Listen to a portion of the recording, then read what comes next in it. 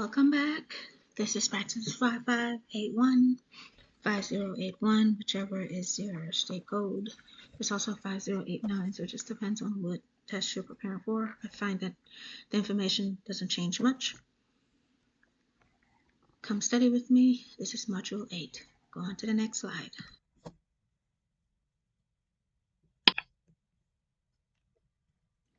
All right, let's dive into it. So here we're picking up on the presidencies. And we have William Jennings Bryan was nominated for a third time. He won. Tariff easily won, and the Republicans retained both houses. It was the first time that American Federation of Labor entered national politics when they endorsed Bryan, even though he didn't win. This discussion, or decision I should say, began along the lines between organized labor and Democratic Party in the 20th century. So then we move to the antitrust policy. And the antitrust policy, if you remember from the last unit, was first brought a suit by General Knox, Attorney General P.C. Knox.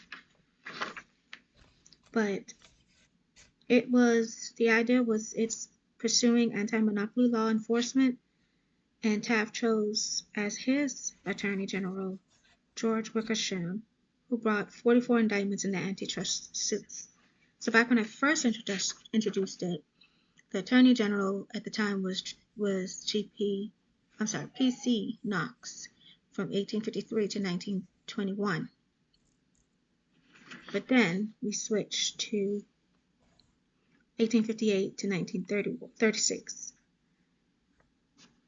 So then we move on to the election of 1912, and it's listed as one of the most dramatic in American history, where Taft's inability to maintain party harmony led Theodore Roosevelt to return to politics. He said, "I got to come out of retirement because this is a mess," although nobody would endorse him. So then, after he was denied nomination, Roosevelt and his supporters formed the Progressive Bull Moose Party and nominated Roosevelt for president on a political platform nicknamed the New Nationalism. It called for stricter regulation of large corporations, creation of a tariff commission, women's suffrage, minimum wages, and benefits, direct election of senators, initiatives, referendum and recall, presidential primaries, and a prohibition of child labor. Roosevelt also called for Federal Trade Commission to regulate the economy, a strong executive, and more government planning. He did not see big business as evil, but a permanent development that was necessary in modern economy. He just wanted them controlled or falling within guidelines, because when you just let monopolies do whatever they want, then you have lawlessness. So then we have President Taft and Vice President Sherman were nominated on a platform of quiet confidence, which called for a continuation of the progressive programs pursued by Taft. Then we move on to the Democrats, where they compromise with New Jersey Governor Woodrow Wilson. Wilson had also served as president of Princeton University, called his campaign the New Freedom, and he borrowed pieces from the progressive and Republican platforms. Wilson called for breaking up large corporations rather than just regulating them. He differed from the other two parties' candidates by favoring independence for the Philippines and by advocating the exemption from prosecution for labor unions under the Sherman Antitrust Act. Wilson also supported such measures as lower tariffs, graduated income tax, banking reform, and direct election of senators. So then we have the Republican split. Now this paved the way for Wilson to win. Wilson garnered the largest electoral majority in American history up to that time. Democrats finally won control of both houses in Congress.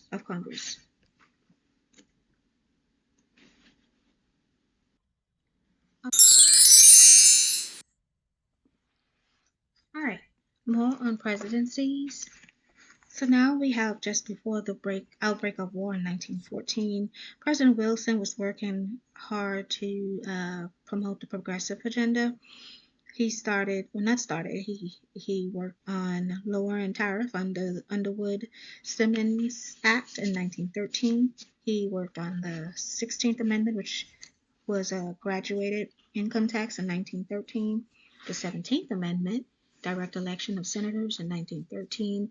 The Federal Reserve Banking System, which is a banking system that provided regulation and flexibility to monetary policy. Same year, 1913, the Federal Trade Commission to investigate unfair business practices in 1914, and the Clayton Antitrust Act, which improved the old Sherman Act and protected labor unions and farm cooperatives from prosecution in 1914.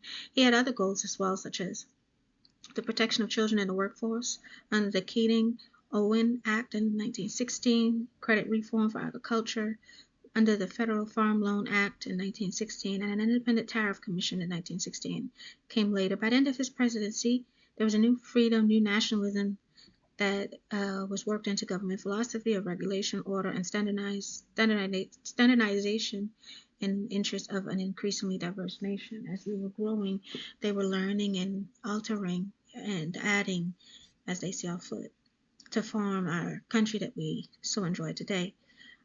So then we move to social developments. We have W.E. Du Bois was an intellectual militant. He was African American. He founded the Niagara Movement, which called for federal legislation to protect racial equality and for full rights of citizenship. And then we had the NAACP, which was organized in 1909, and it stood for the National Association for the Advance of Colored People. And then we have a radical labor organization called Industrial Workers of the World, or Wobblies. They were active in promoting violence and revolution. They organized effective strikes in textile industry and among a few Western minor groups. But they had little appeal to the average American worker.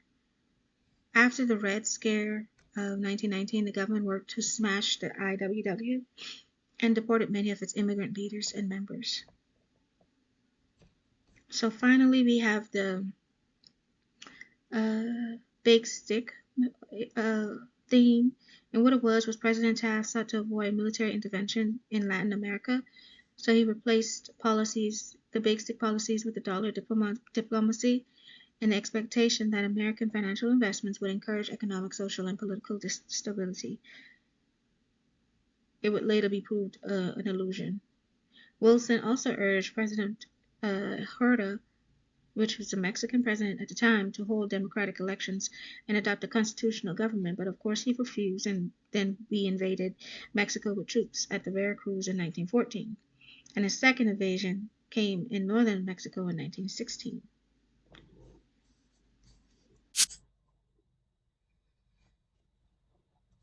All right, so we have reached our first quiz in this module. Number 1. Who was nominated for the third time on an anti-monopoly and low-tariff platform?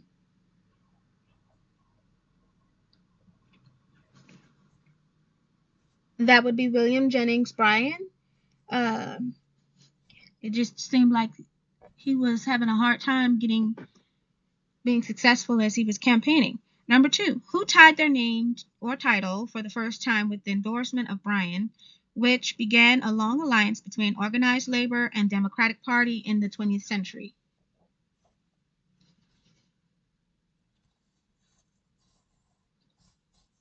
That would be the American Federation of Labor. Number 3, under this policy and to pursue anti-monopoly law enforcement, Taft chose Attorney General George Wickersham, who brought 44 indictments and suits. And that would be the antitrust policy.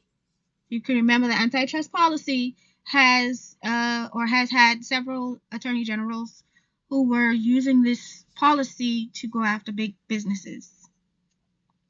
Number 4, true or false? The 1912 election was one of the most dramatic in American history.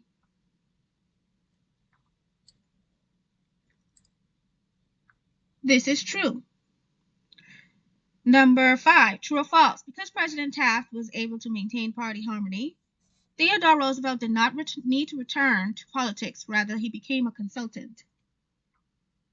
This should immediately scream false, because if you remember, Theodore Roosevelt came as he returned to politics because Taft was having so many issues keeping the party together. As a matter of fact, the party split because of this. So Theodore returned and decided to have his own party. Number 6, where did the Progressive Bull Moose Party come from? Well, just like the last question that I talked about, it came from the split in the Republican Party under Taft, when Taft couldn't keep party harmony. So when Roosevelt returned, his supporters formed this party because the Republicans wouldn't nominate Roosevelt again. So he had to go independent, and he formed this party. Number 7, what did the New Nationalism call for? The New Nationalism is nicknamed for Roosevelt's party that he created after he was not nominated, and it called for stricter regulation of large corporations, creation of a tariff commission, women's suffrage, minimum wages and benefits, direct election of senators, initiative of referendum and recall, presidential primaries, and prohibition of child labor. So he wanted a lot of the stuff that we actually enjoy today. Yeah. So then, number 8, who called for Federal Trade Commission to regulate the economy, a strong executive, and more governing planning? That would be Roosevelt also. He also called for these things among many other. Number 9, true or false, Theodore Roosevelt saw big business as evil and unnecessary. This is actually false. Theodore saw big business not as evil, but as a permanent development that was necessary in modern economy. So he didn't see them as evil. He just thought that they should be regulated and that they were necessary. Number 10, where did quiet confidence come from, and what did it call for? Well, if you remember, quiet confidence took place when the President Taft and Vice President Sherman were nominated on this platform, and it called for a continuation of the progressive programs pursued by Taft. Number 11, what was Woodrow Wilson's campaign called, and what did it call for? Well, Woodrow Wilson's campaign was called the New Freedom, and it called for breaking up large corporations rather than just regulating them. He differed from the other two party candidates by favoring independence for the Philippines and advocating the exemption of prosecution of labor unions under the Sherman Antitrust Act. He also supported measures of lower tariffs, graduate income tax, banking reform, direct election of senators. So they differed on what to do with big businesses. And finally, number 12, what paved the way for Wilson's victory? The Republican splitting. That paved the way for Wilson's victory. Obviously, the public, as shown many times, when they see confusion within one group, they tend to turn to the other group that sort of kind of have it together. So once the Republican Party split, ultimately everything went to Wilson. All right. That's the end of our questions. Go on to the next slide. See what you missed. Go over them.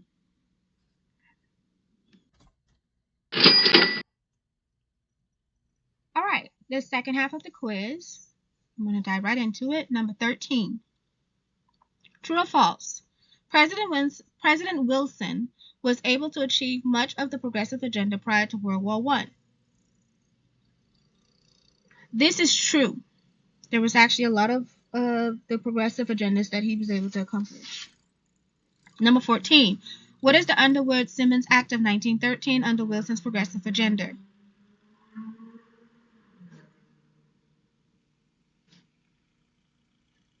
That's the lower tariff reform. Number 15. What is the 16th Amendment under Wilson's progressive agenda?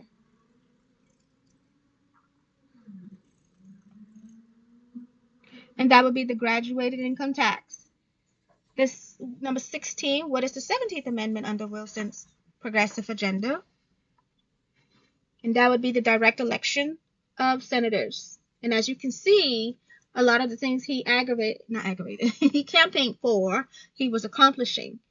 Number 17, what is the Federal Reserve under Wilson's progressive agenda? Well, that was the banking system which provided regulation and flexibility to monetary policy. Number 18, what is the Federal Trade Commission under Wilson's progressive agenda?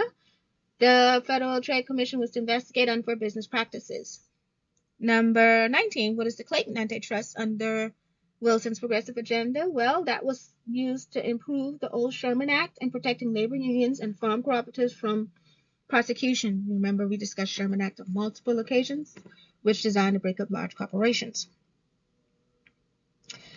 And number 20, what is the Federal Farm Loan Act under Wilson's progressive agenda? And that was the Independent Tariff Commission given credit for reform with agriculture. There's one that I did overlook, and it was the protection of children in the workforce. That's the Keating-Owing Act. Number 21, who founded the Niagara Movement and what did it call for? If you remember, this is the work of W.E. Du Bois, and it called for federal legislation to protect racial equality and for full rights of citizenship. At the time, they were still trying to figure out who would be considered a citizen, so they were fighting for equality. Number 22, what organization was formed to advance colored people in 1909? This should be easily figured. The NAACP, which stood for National Association for the Advancement of Colored People. Number 23, what radical labor organization was active in promoting violence and revolution? That would be the Industrial Workers of Rural, or the Wobblies. And then number 24, after the Red Scare of 1919, what organization did the government work to demolish and deport many of its immigrant leaders? That would be the Wobblies, or the IWW. Number 25, what did President Taft replace big stick policies with in Latin America? He replaced it with dollar diplomacy. He wanted peace. He really did not want to fight. He didn't want to use the military. So he was hoping that replacing it with the dollar diplomacy would encourage Latin America to kind of fall in line. Of course, it was wishful thinking. Number 26, who did President Taft urge to hold democratic elections and adopt a constitutional government? That would be the Mexican president, Huerta. And number 27, true or false, President Huerta refused to listen to President Wilson and was invaded twice. This is true. He refused, so Wilson invaded Mexico with troops in Veracruz in 1914 and then in northern Mexico in 1916. They actually kept a military presence in Dominican Republic, Haiti, and intervened in Nicaragua, 1911. When they were having fears of revolution and financial problems. I'll probably go over that more in detail in the next one. All right, that's the end of this quiz for this part of the module. How did you do? Go over your answers. Let's move on to the next slide. All right, so now we're on the second half of this module. And we're going to discuss Wilson and World War I. We're going to start with Wilson being the second Democrat, and Cleveland was the first to be elected since the Civil War. He had key components in his cabinet, like Brian Jennings was the Secretary of State, and William Gibbs McAdoo was the Secretary of Treasury. So then we had the Federal Reserve Act of 1913, which had a lot going on. It was divided into 12 regions. It loaned money to members of banks at interest less than the public paid to the members of the banks. And the notes were indebtedness of businesses and farmers to the member banks were held as collateral. It also allowed the Federal Reserve to control interest rates by raising or lowering the discounted rate. Now, as it loaned money to the member banks, it was in the form of a new currency, Federal Reserve notes, which was backed by 60% by commercial paper and 40% by gold. This currency was designed to expand and contract with the volume of business activity and borrowing. So then we go to the Clayton Antitrust Act of 1914. This law supplemented and interpreted the Sherman Antitrust Act of 1890. Under it, stock ownership by corporation in a competing corporation was prohibited, and the same person was prohibited from managing competing operations. This price discrimination, charging less in some regions than in other regions to undercut competition, and exclusive contracts which reduce competition were prohibited. They was trying to stop all of that mess that was going on with the steel and oil company back before they had regulations for businesses. Then we move on to the elections. The Democrats, uh, the Democrats, the minority party nationally in terms of voter registration, nominated Wilson and adopted his platform calling for continued progressive reforms and neutrality in European war. Because so far he had been making some major progresses. The Republican convention bypassed Theodore. Remember when he created his own party because he wasn't allowed to come back, and they chose Charles Evans Hughes, which was an associate justice of Supreme Court and formerly a progressive Republican governor of New York. Well, Wilson won the election. Then we move on to the Secretary of Treasury. Well,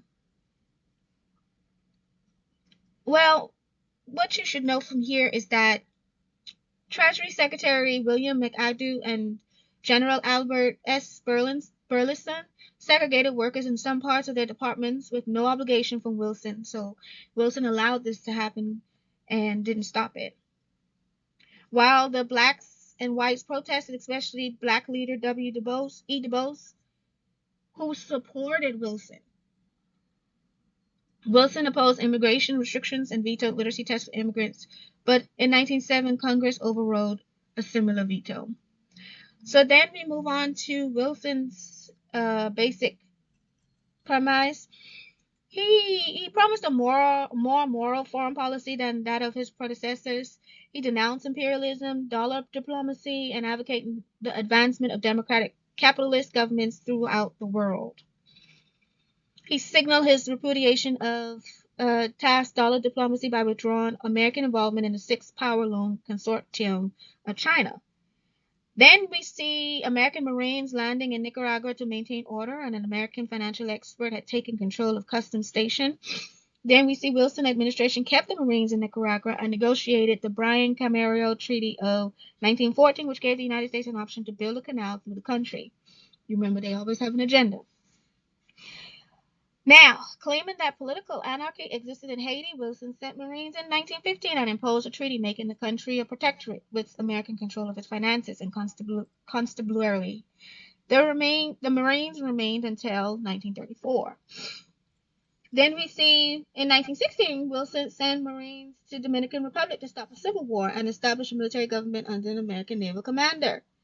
And then in 1915, Wilson feared that Germany might annex Denmark and its Caribbean possession, the Danish West Indies or Virgin Islands. So then they, after extended negotiations, the United States purchased the islands from Denmark by treaty for $25 million and took possession of them on March 13, 1917.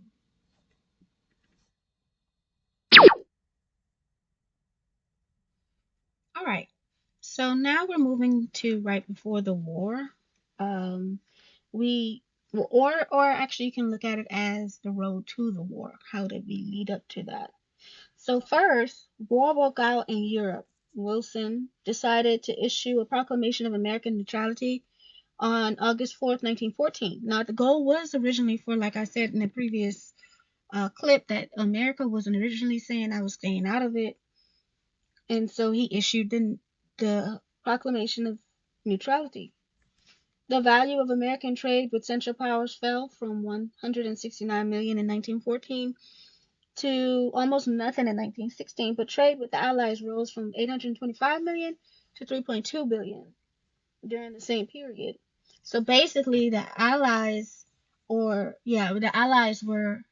basically putting in whilst regular trade, regular business was failing. Because of course everybody was getting their supplies together. It couldn't have been regular business as usual because countries were fighting with each other.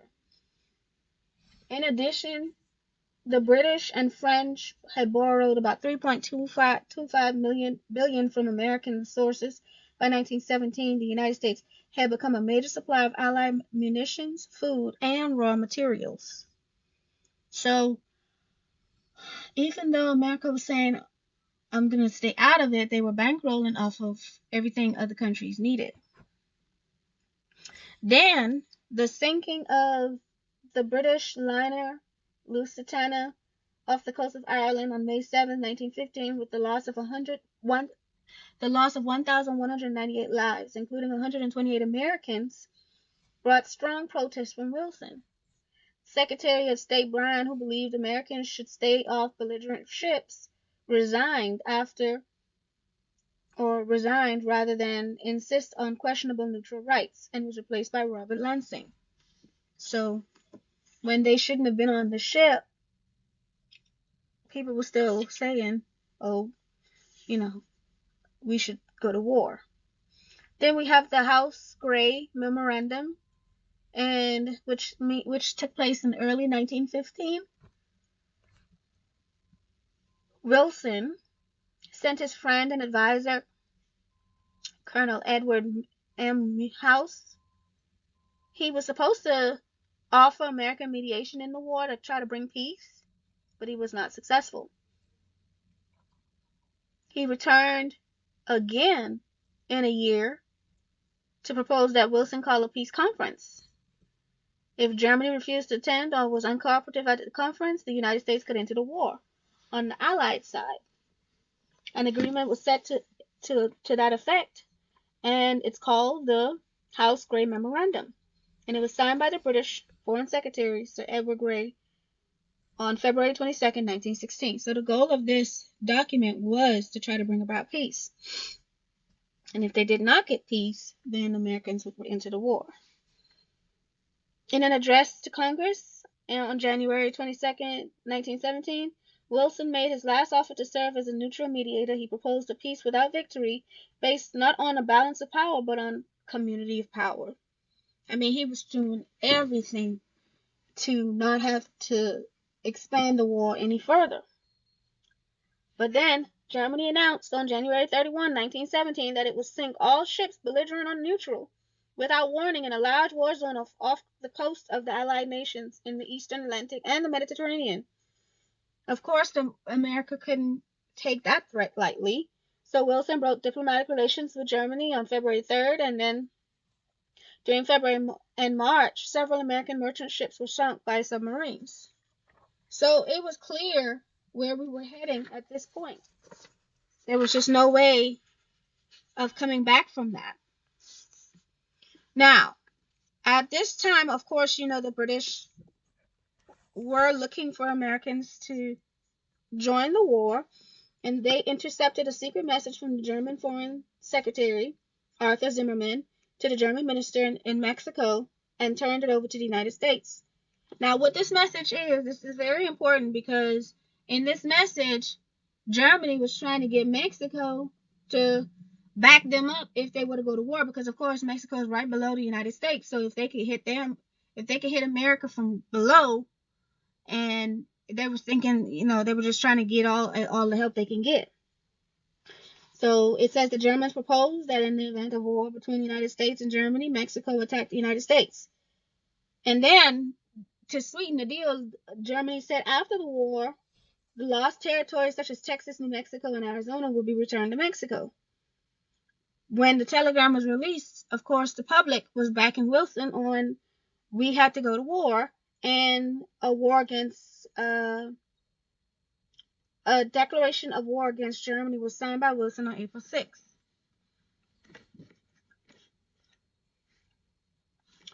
So then,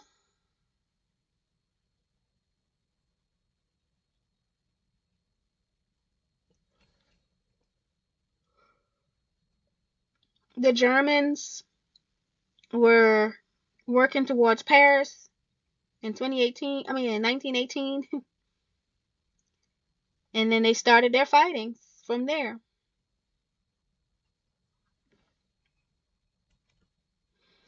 Then we go to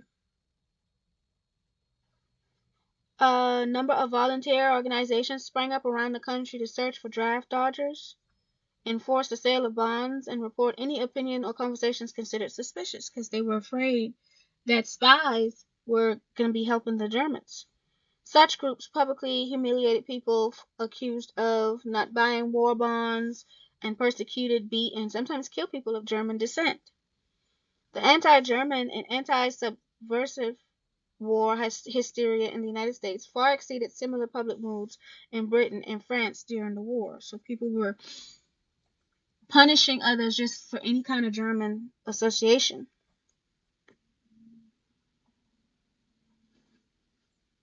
And to include the picture is the outline of the war if you want to study it.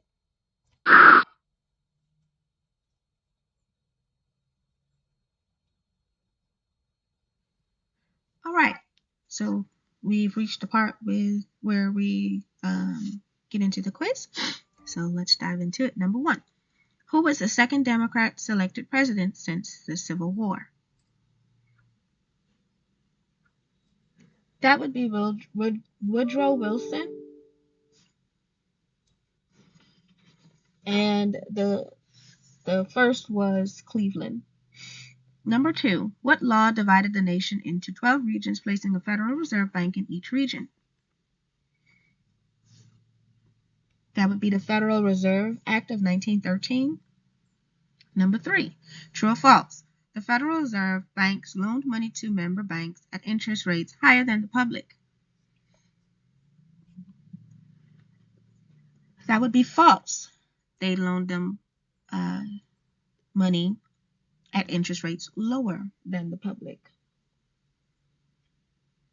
Number 4. True or false? The Federal Reserve was allowed to control interest rates by raising or lowering the discount rate.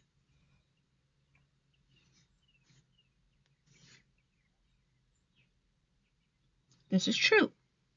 Number 5. True or false? The money loaned to the member banks was in the form of a new currency, Federal Reserve notes, which was backed 20% by commercial paper and 80% by gold. This is false, and it's false because of this percentage. It was backed by 60% of commercial paper and 40% by gold. Number 7. This law supplemented and interpreted the Sherman Antitrust Act of 1890. That would be the Clayton Antitrust Act of 1914. It was supposed to improve the Sherman Antitrust Act. And number 8, what were some provisions that were prohibited under the Clayton Antitrust Act of 1914? So under this law, stock ownership by a corporation managing competing corporations, under this law, stock ownership by a corporation in a competing corporation was prohibited. And the same persons were prohibited from managing competing corporations, and then they couldn't do price discrimination, which is charging less in some regions than in others to undercut competition, and then they couldn't have exclusive contracts which reduce competition. Number 9. True or false? Wilson did not continue to advocate for progressive reforms. This is false. Wilson did continue to advocate for progressive reforms, quite a bit actually. Number 11, what did Wilson promise? Number 10, who won the 1916 election? Well, that would be Woodrow Wilson. Now, number 11, what did he promise? He promised a more moral foreign policy than that of those who came before him, denouncing imperialism, dollar diplomacy, advocating for the advancement of democratic capitalist governments around the world. Number 12, what made W.E.B. Du Bois, who supported Wilson, protest along with other northern blacks? Well, in 1913, the Treasury Secretary William G. McDough and Postmaster General Albert S. Burleson thought it was a good idea to segregate employees in some parts of their department, and Wilson didn't do anything about it. And so that showed that he sanctioned it and he approved it, and that made Du Bois upset because he said he supported Wilson because he thought Wilson, was for the people. That proved to be different. Okay, how did you do? Go over your answers.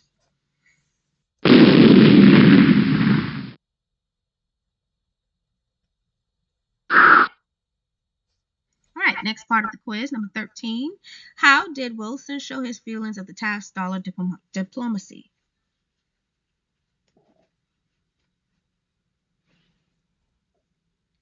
Well, he withdrew the American involvement from the Six Power Loan Consortium of China, which was a clear statement that he didn't like it.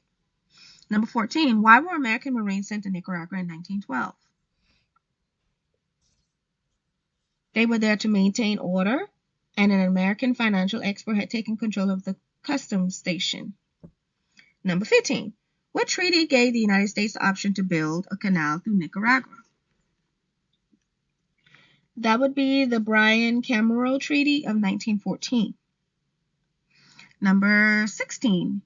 Who was chosen over Theodore Roosevelt by the Republicans, was an Associate Justice of the Supreme Court, and formerly a progressive Republican governor of New York. That would be Charles Evan Hughes. Number 17. How did the Marines land in Haiti? Well, Wilson claimed that there was political anarchy in Haiti, so he sent the Marines in 1915 and imposed a treaty making the country a protectorate, with American control of its finances and constabulary.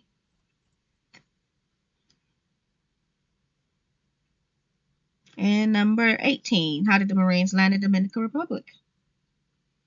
Well, Wilson sent the Marines in 1916 there to stop a civil war and to establish a military government under the American naval commander.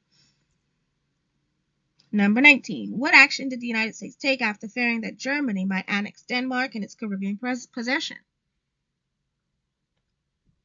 Well, negotiations had started, and at the end of it, the United States purchased the islands from Denmark by treaty on August 4th, 1916 for $25 million, and then took possession of them on March 31st, 1917.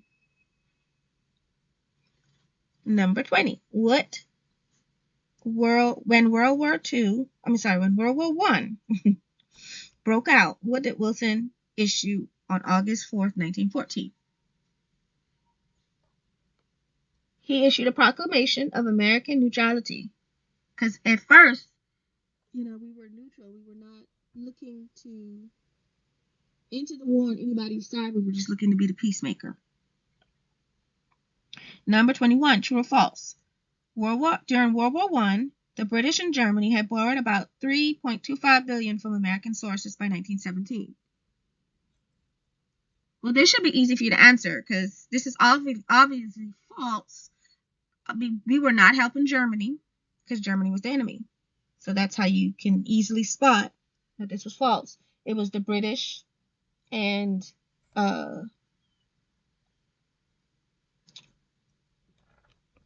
French. You're blank. It was the British and the French that we had helped in that amount and greatly with ammunition and whatever other supplies. Number 22. True or false? In the beginning of World War I, the United States had become a major supplier of Allied ammunition, food, and raw materials. Well, I kind of just gave this answer away, so this is true. Number 23. What brought strong protests of Wilson during the early states of World War I?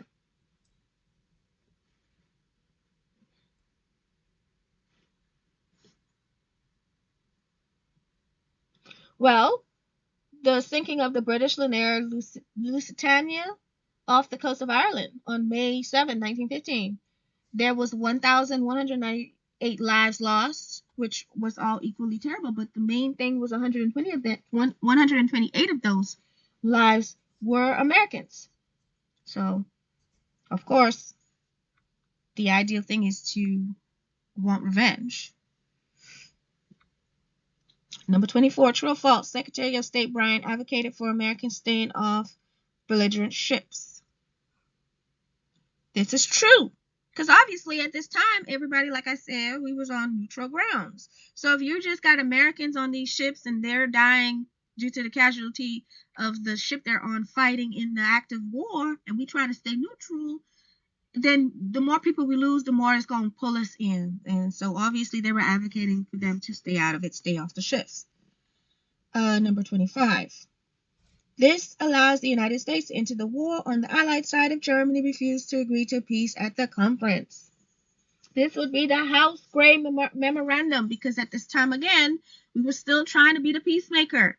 Wilson sent his friend and advisor, Colonel Edward M. House, on an unsuccessful visit to Europe to advocate for peace. We were trying to be a mediator in the war. And so when Germany refused, they decided to hold a conference and announce that, hey, if they still refuse, and after this, even after this, then we're just going to say we're going to come into the war against them. All right, number 26, true or false? Wilson did not make a final offer as a neutral mediator with peace without victory. This is false. Again, we were trying to be the peacemaker. In an address to Congress on January 22nd, 1917, Wilson made a final offer of peace to serve as a neutral mediator. He proposed a peace without victory based not on a balance of power, but on a community of power. Number 28. What was Germany's response to all of Wilson's plea for a peace agreement? Well, Germany came back and said, I'm going to sink every one of y'all ship, whether you peaceful or not. Germany announced on January 31, 1917, that it would sink all ships, belligerent or neutral, without a warning, in a large war zone off the coast of the Allied nations in the Eastern Atlantic and the Mediterranean. And then Wilson broke diplomatic relations with Germany right then and there. And so we kind of knew then it was where we were heading. All right, how did you go over your answers?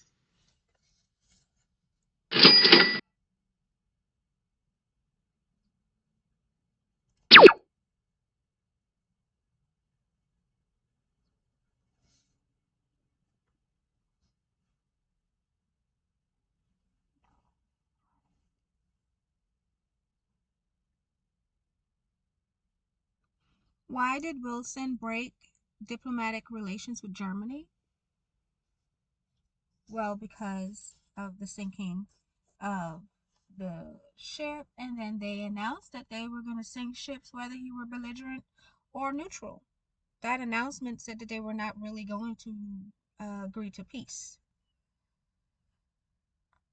Number 30. Who intercepted a secret message from the German Foreign Secretary Arthur Zimmermann to the German minister in Mexico? The British did. The British wanted the Americans to join the war, so of course they were looking for any kind of aggression to pull the United States into the war. So they were able to intercept the message. Number 31. What was the message that was turned over to the United States by the British? Well, the Germans were trying to entice Mexico to join the war on their side. So they said, if you join the war on our side, I will return territories to you that you lost to the United States, such as Texas and Arizona. Number 32. Why was the telegram released to the press, and what was the public's reaction? Well, everybody was looking for approval for the war. So it was released to tell everybody what was happening, and then, of course, the American public were like, well, yeah, at this point, we have to go to war. So they pretty much got what they wanted and got approval for war. Number 33. This action was taken against the German defenses between Verdun and Sedan. That would be the Meuse-Argonne offensive. It was just a defenseful technical attack to begin driving against the German defenses between those two cities. Okay, number 34. A number of volunteer organizations sprang up around the country to do what? Well, they were looking to find anybody looking to avoid being drafted or not, or to enforce the sale of bonds and report any opinion or conversation that was suspicious. Obviously, spies were probably a strong issue or problem around this time. Number 35. True or false? The anti-German and anti-subversive war hysteria in the United States far exceeded similar public moods in Britain and in France during the war.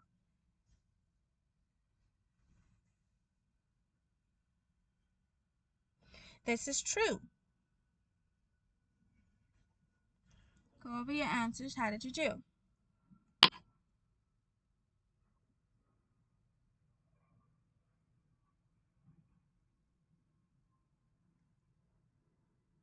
That is the end I do want to say in the first half of the quiz, I overlooked some answers. I didn't place answers, so you would have to pause the video to catch those answers. Otherwise, I'll try to keep up with making sure I'm consistent with my answers and questions. It's just too time consuming to go back and add it now that I'm towards the end of the video. I actually had just spotted that when I was recording, so yeah, for this one, you're missing some written answers. You can't pause and write it off the board, but you can pause and listen to it. So I still hope that it's effective. All right, guys, I'll see you in the next module.